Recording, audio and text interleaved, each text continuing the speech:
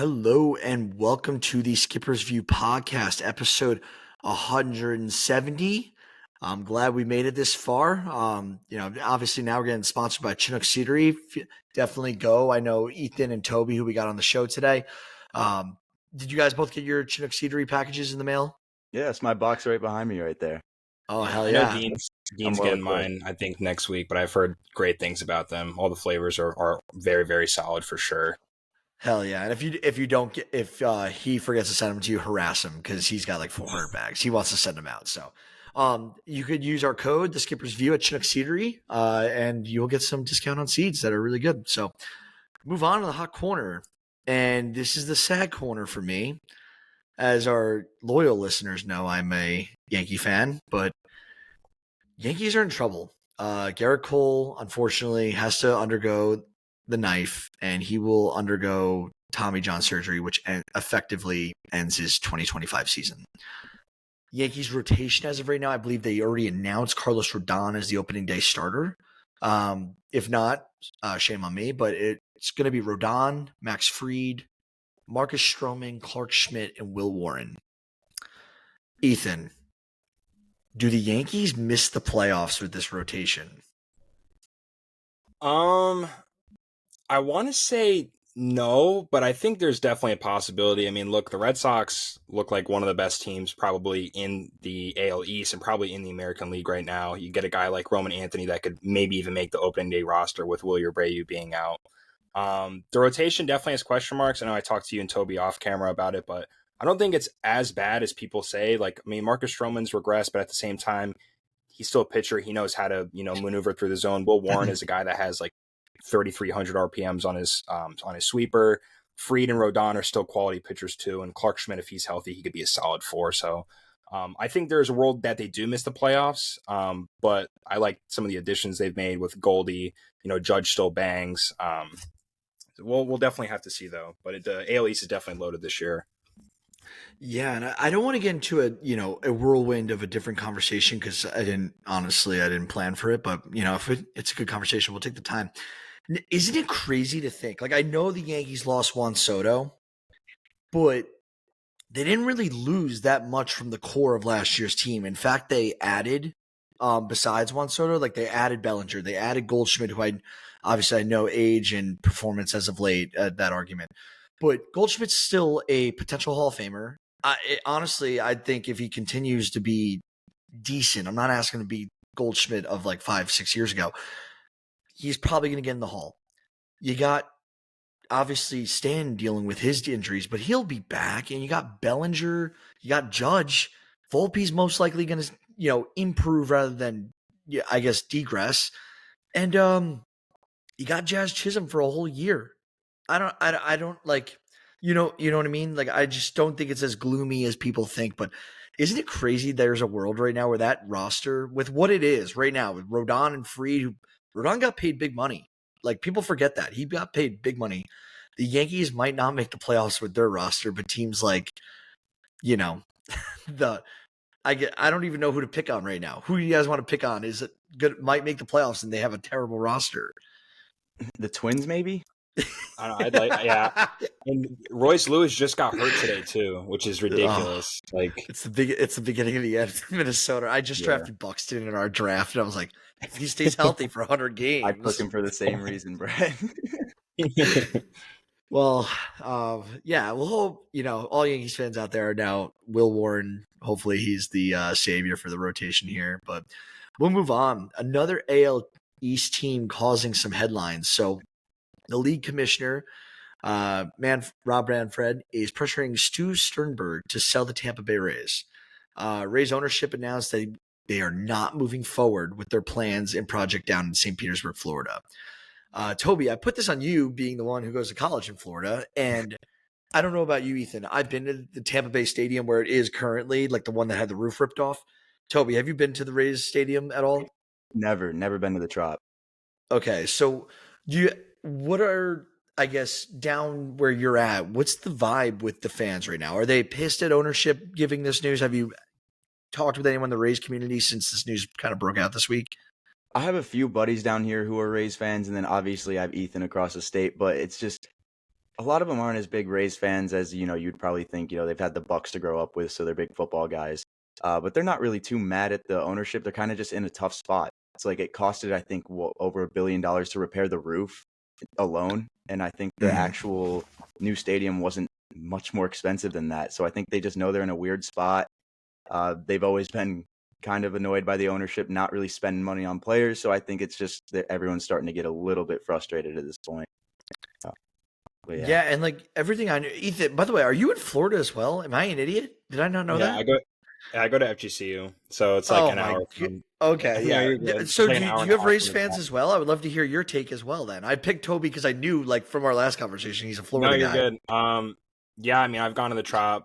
I can't even count how many times. Okay, I you're. like I don't have a personal vent. I like the Trop. Like I feel like anyone it gets a bad rep from people that haven't gone, but if you go and watch a game there, the atmosphere's good, the food's good. I mean, it's 72-degree baseball weather with no rain delays or anything like that. Dude, Um they I believe serve mango carts at the Trop. That's all. It's amazing. I love the Trop, honestly. I like it. I mean, I personally, I think they would be better under new ownership just because if Eric Neander had more of a budget to work with, like Andrew Friedman does with the Dodgers, a former Rays executive. Um, but I'm pretty sure that they're gonna do like a renovation plan with the Trop now. So like they'll stay there and they'll do stadium renovations, which I don't mind. But I definitely would have loved the ballpark idea that they had before the hurricane obviously came through. But it's way out of his control, obviously.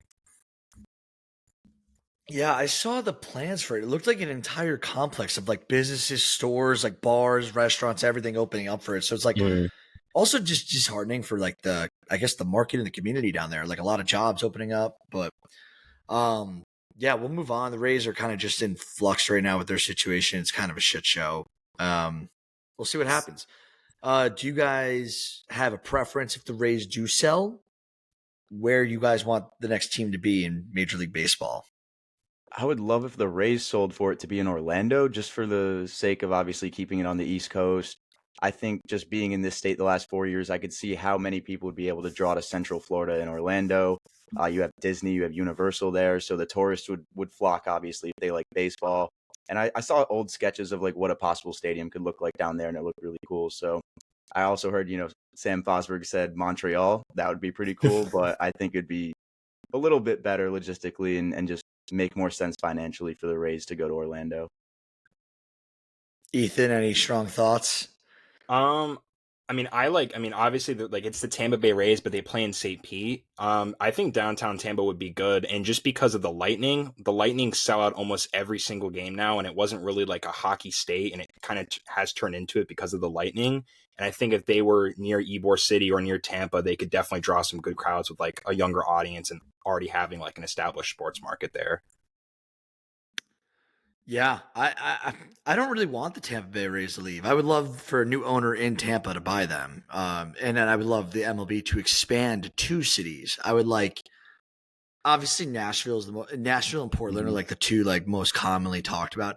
I think there's a few other cities like I don't think that the MLB necessarily needs to go uh, to a bigger city. I think that they need to strategically place a team like down in the southeast. I think like Alabama or Mississippi, like somewhere where like college baseball is huge, kind of like Omaha and Nebraska. Like find maybe even Omaha. Like find two cities that do not have professional sports and like make their baseball team. If there's a market for it, and just make the stadium a little bit smaller and like use the acoustics to your I guess your advantage. I don't know how to do it, but like I would love to see that, like something like the Montgomery, like some team from Montgomery, Alabama, or something like that. It'd be wild. Um, and finally, top news this week is littered with the AL East. Vladimir Guerrero Jr. Let's talk about his contract situation. So, isn't clear what's going on fully, but I guess Vladimir Guerrero's final counter was at 14 years, 600 million. What was reported. Are you guys thinking Vlad Guerrero Jr. is getting north of 600 million this offseason? No, I didn't really I mean, expect it I to could. begin with. Neither of you. I don't think so. I really don't think so. No. Okay. Toby, and you're out on the 600 million as well? Yeah, and I can't remember if I was talking to you, Ethan, about it, but it just seems like giving 600 million to whatever first baseman is like way too much. That's just my bottom line.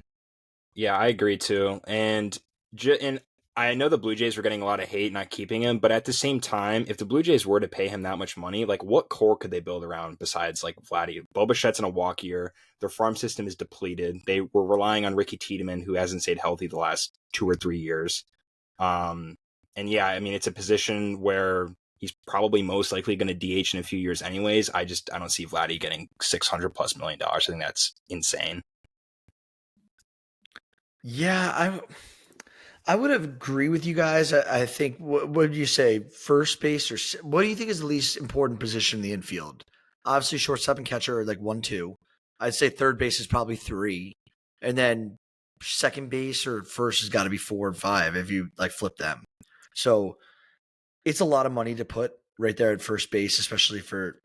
But the one thing I did think about is if Vladdy does sign with Toronto, Vladdy is on a path. Like I know it's very early to say Hall of Fame. Is it worth kind of securing a Hall of Fame player with your jersey on it? Like looking at it like that. Like, would Toronto want another Hall of Famer just going in with their jersey? And his dad as well, being in the Hall of Fame for the Montreal Expos, another Canadian team. So I don't know. I thought that might have been a look, but I guess they don't care to do it. And now Vlad Guerrero Jr. will most likely be in a different jersey next year. Yeah. We'll let end on. Do you guys have any thoughts where he's going to land? Vladimir Guerrero Jr. will be a Boston Red Sox. Yeah, that's what I was gonna say too. I think I said He'll- that. he will the last rule time us you had so me too, much. Brett. I'm still feeling it. So you think they're going to ship Casas somewhere, or just let him walk or something? I don't even know what his One of contract the or two, anything looks yeah. like. Yeah, it even doesn't matter. They're going to get Vlad. So we'll move on.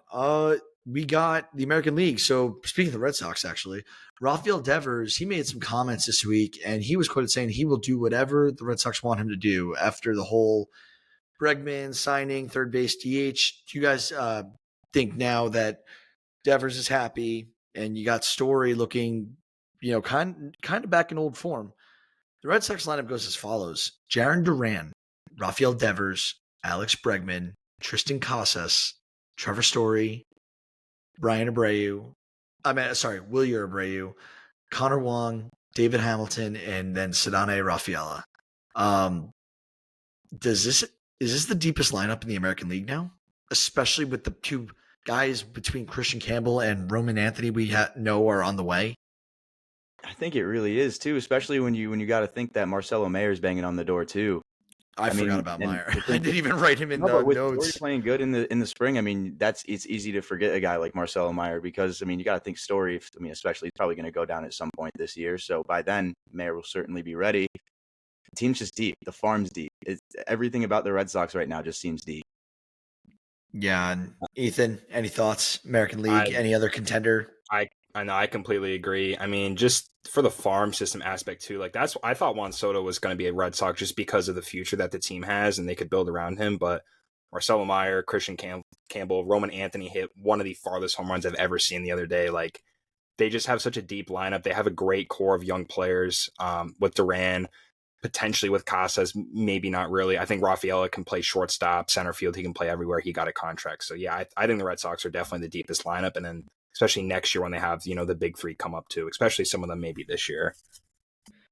Yeah, I tend to agree. I think between the kind of reinforcements we know are in the chamber right now and ready to be fired, between Anthony Mayer and Christian Campbell, they look deep. And then the only other American League lineup that I thought even rivaled them, honestly, people would argue the Astros. I wouldn't, just because like the prospect pedigree isn't necessarily there. The Rangers have a very good lineup. The Rangers do have a very good lineup when all healthy between Langford, Seager, Adolis Garcia. You guys know who the Rangers are. They're loaded as well. So kudos to the Red Sox. I think they've finished dead last in the AL East 3 times in the last 6 seasons, and now they're looking like contenders for the next 4 or 5 years again. Don't quote me on that. I know they definitely have a few like last place finish in the division here recently. But Yeah, they're scary, and I hope they do not get Vladimir Jr. We could jump over though finally to the National League. We haven't really mentioned anything in the National League so far. So we'll start with the Central. Cardinals, they finally gave someone money. Phil Matone signs a 1-year deal. He's a reliever. It's not really big news. Red Sox still, it's the weirdest situation in the world with John Mozeliak down there and what's going on, who's really controlling the team and pulling the strings at this point. Do you guys have any hard thoughts about how the Cardinals should pivot? Like, obviously, we know the young guys between Walker and now Mason Wynn, and we're going to see JJ Weatherholt at some point. They got Quinn Matthews. They don't want to pay money. So do you think that they just sit and hold this season and take kind of another dud, or do you think that they should? I think it's kind of too late to be active right now. You kind of got to wait for the trade market. Yeah, I we definitely mean, wait till- I think this was probably a team that just didn't really assess their young core right. And I think that this is kind of like similar to the Pirates a little bit too. Like you kind of have to assess what you have in store first and in house before you go out next year and pay some guys. See what a Nolan Gorman's going to do. See what a Jordan Walker is going to do. Mason Wynn looked like one of the top 10 best shortstops in the league. See what you can kind of get out of those guys, and then go out next year and maybe address some of the concerns on the team. Yeah, I completely agree. I do agree that they kind of mishandled this young core. There still is a little bit more time. Obviously, Walker's only 22 years old. Mason Wynn's only 23, I believe, as well. And then they've still got some guys in the farm, like you mentioned, Brett Quinn Matthews as well. So I feel like they should just kind of sit and let the guys that can come up and see what they're going to do, and then wait till the deadline, see if you can dish off a guy like Eric Fetty. I thought they were going to get rid of him. But other than that, I mean, I'm not really looking at too many other pieces they could dish. I mean, Arenado, maybe. Do you think anybody would want to take him at the deadline? Maybe a contender there, or Lars Nootbaar. Do you think anybody would want to buy for him? I don't know. That's I kind of think Arenado and Newbar could both field a market depending how the first half of the season goes. Nolan Arenado, what he's got going for him, yeah. Did he have a lot of rumors swirling about him? Yes, but he was never moved. So his probably regimen and day to day stayed all the same during the offseason. I'm sure like nothing changed because he knew he was not signing and going somewhere. So you take that out of the equation. It was all if I get traded, but like there's no way he like looked at it like I need to change. Like until they trade me, I'm a St. Louis Cardinal, and he's the one who knew he only had like 5 teams that he was making open to even trading with. So he probably assessed the situation and knew he wasn't going. Yeah, the market was like really competitive for him, and then towards the end, there was like no one involved. Like no one wanted to even like take a bid on him towards the end. Yeah, I feel like, dude, if he comes out and hits like north of a 775 OPS, like to begin the season, like hopefully it's north of an 800 OPS, but if he's batting well and Mason Wynn comes around with the rest of these pieces like Donovan and like we said, like if Weatherholt gets called up at some point, maybe not this year, he'd be more back end, but they have a lot of guys. Nolan Gorman, if he doesn't strike out, 10,000 times this year, they have pieces. It's just the pieces are weird, and like they all kind of have to find their niche way of figuring out how to fit in with each other. If it doesn't happen, which is very likely, yeah, they'll have to reassess, and it's going to be another wasted season. But they will be a year older, and then next year, hopefully, we have some more answers, and we're not having the same conversation this time next year. So we got the Tokyo series starts Tuesday. It's right now Sunday night. I'm not sure if we're going to push this out tonight or tomorrow morning. Tokyo series. We got Yamamoto going against Imanaga. Who do you guys got in game 1? Ooh, I kind of just like the Dodgers here. Go I was just Chalk. gonna say Dodgers. Yeah. This is the Dodgers recruiting camp, dude. They gotta It win. is. They're taking both games. Are you No, kidding quite me? literally. They got shut out yesterday?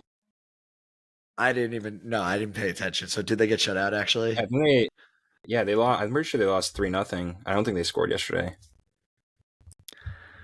Well, that's probably I bet you Vegas. That's like the one time Vegas missed it, like scoring over under on 1 run for the Dodgers. Take that bet every day. Yeah. And then finally, with Dodgers, they actually had some news this week. On top of them just being an incredible ball club, Dave Roberts, their manager, their fearless leader, he agreed to an extension through 2029. He's getting 4 years, $32.5 million. It's like I'm reading a player's salary. Isn't this nuts? A player's deal.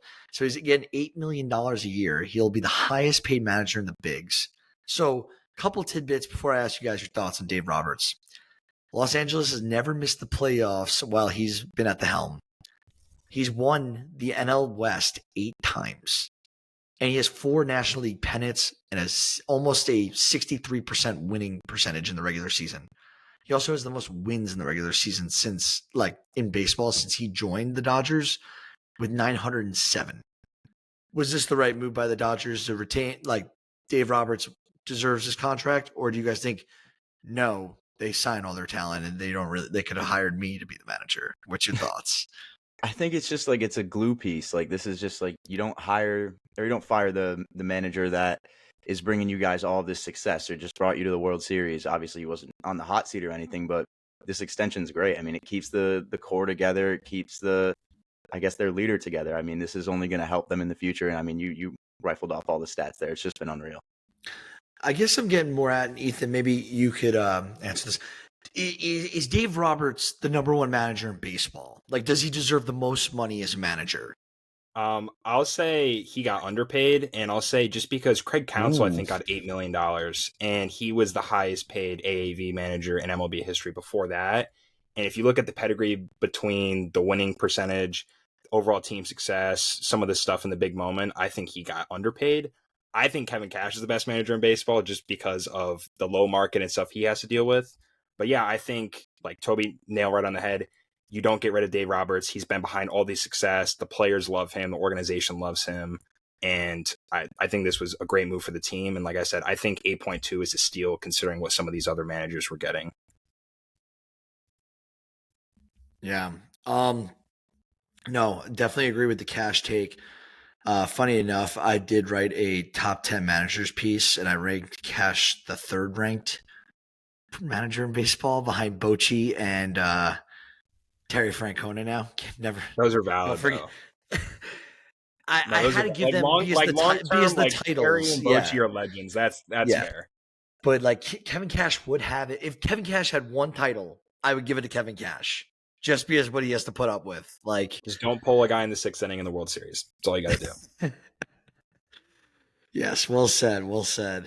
So we got a bunch of injuries this week. I'll run through a few of these, and then I'll stop on the ones that I think are worth our time to talk about. Bobby Witt Jr. Thank goodness he avoided a fractured arm after being hit by a pitch. His timetable is TBD, but I'm sure he'll be fine. He's just got a big bone contusion right now. Los Angeles Dodgers. Tony Gonsolin's heading the IL. I hate that I keep reading this with his name and heading to the IL. Good news is Dustin May. He is available, and he'll probably be slotted for the 5th rotation spot in the Dodgers rotation.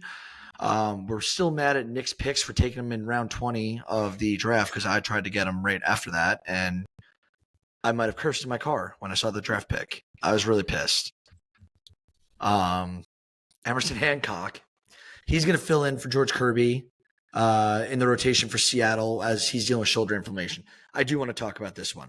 Shoulder inflammation, I feel, is like just as sickening as a fan as like hearing about elbow issues or elbow tightness or elbow pain. Tobey, let's hear you starting this. Yeah, Shoulder inflammation, and this guy's a rocket arm. What how do you feel?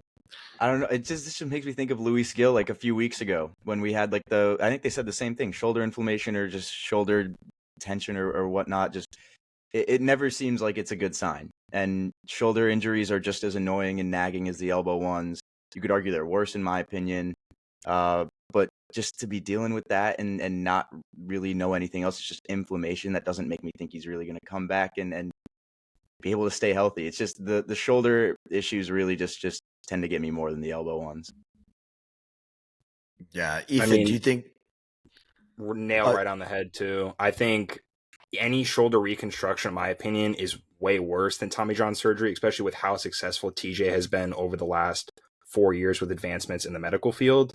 I don't really like, even if he comes back for a little bit and there was nothing serious, like any shoulder injury with inflammation for a pitcher, I think is a no-go for me.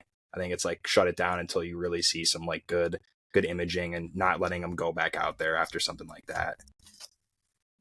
I'm right now looking. Didn't he like hit the IL and like a few moments later, Greg drafted him in our league in round 8. I He let I drafted Kirby, and then Sam Horvath was like, bro, what are you doing? And I totally forgot that he got injured. I don't think Greg saw that, but we'll have to give Greg some shit. Um, Francisco Alvarez. I was about to say Carlos Alvarez. For the Mets, the catcher, he's missing 6 to 8 weeks with a fractured left hand. That really sucks. They thought he was going to he's got a great bat and did have a great bat up and coming.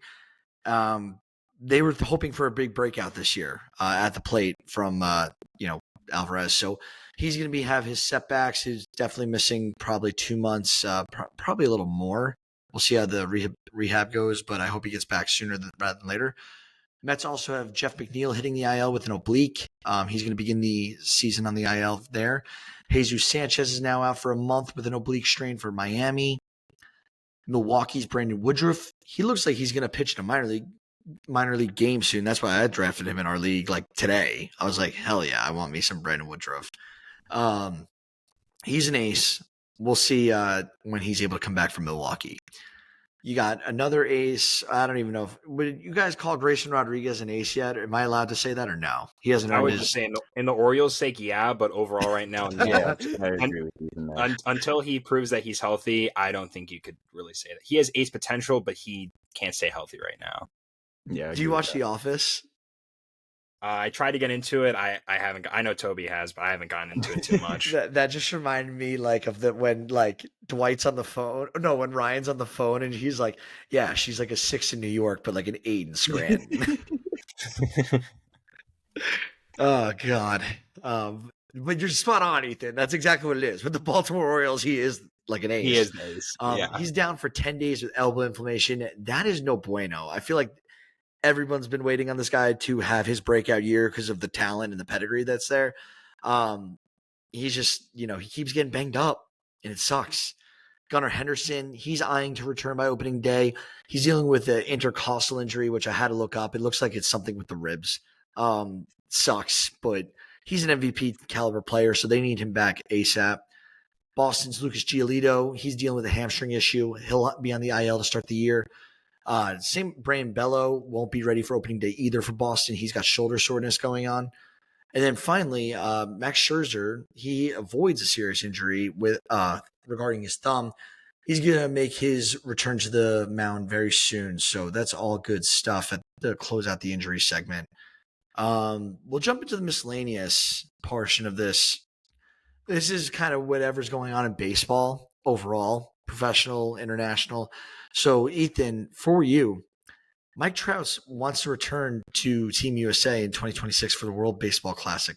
And then if they ask, once Mike Trout is done with his career, who is Mr. USA Baseball?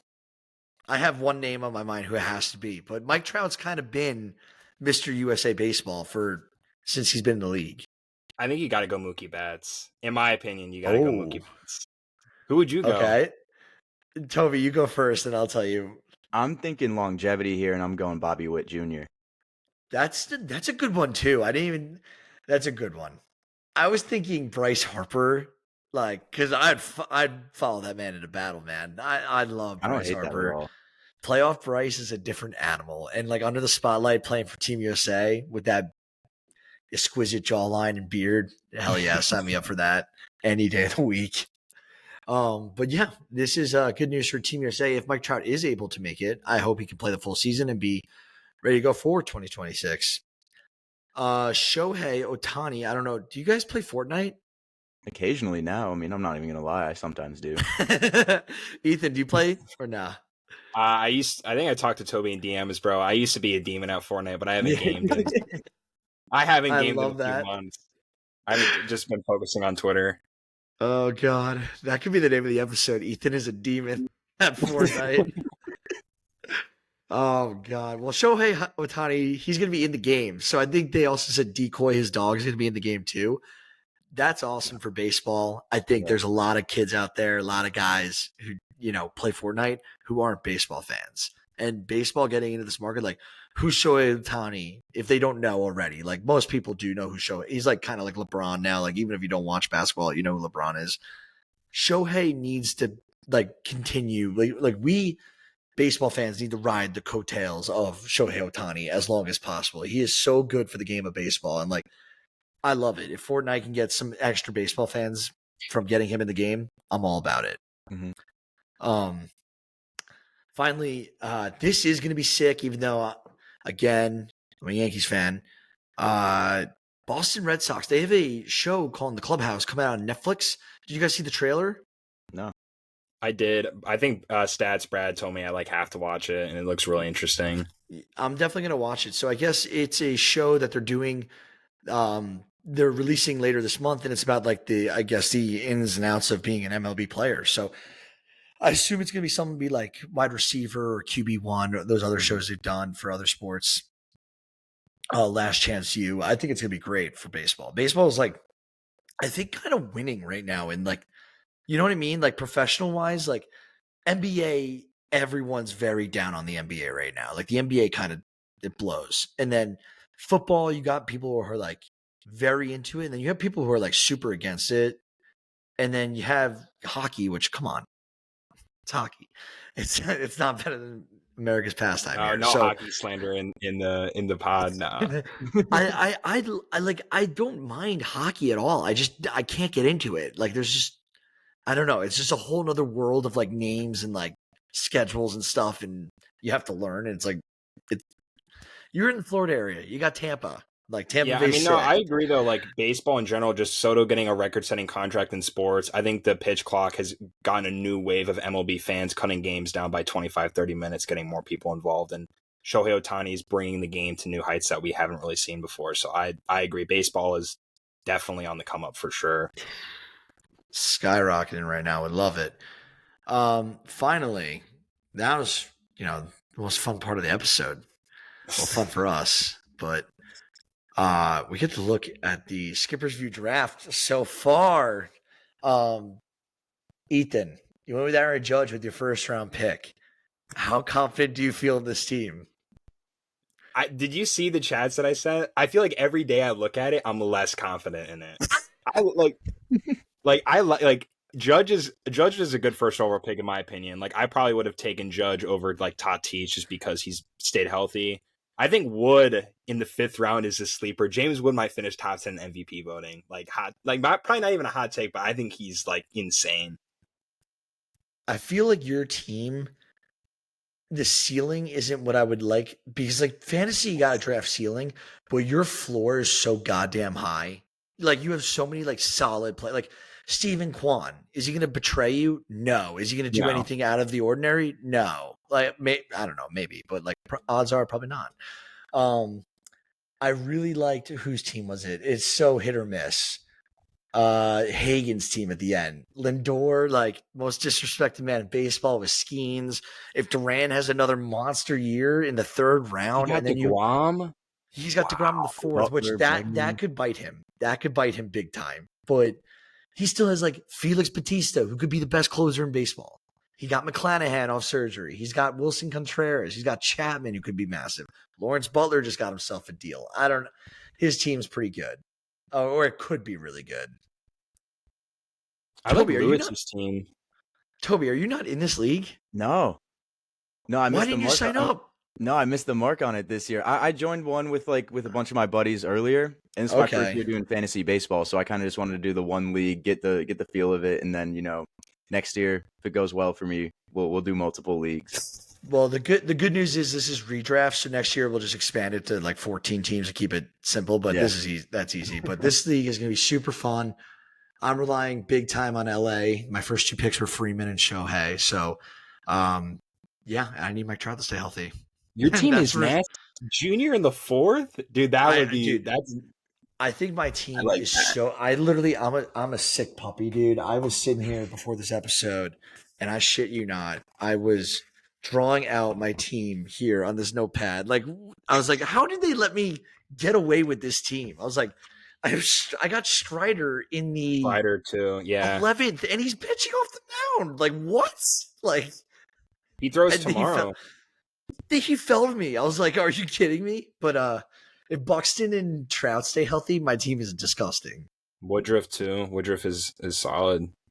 I took like a lot of like not mid pitchers. I took a lot of pitchers with like low floor, like high floors. I like who knows? I think Bueller's going to be great this year.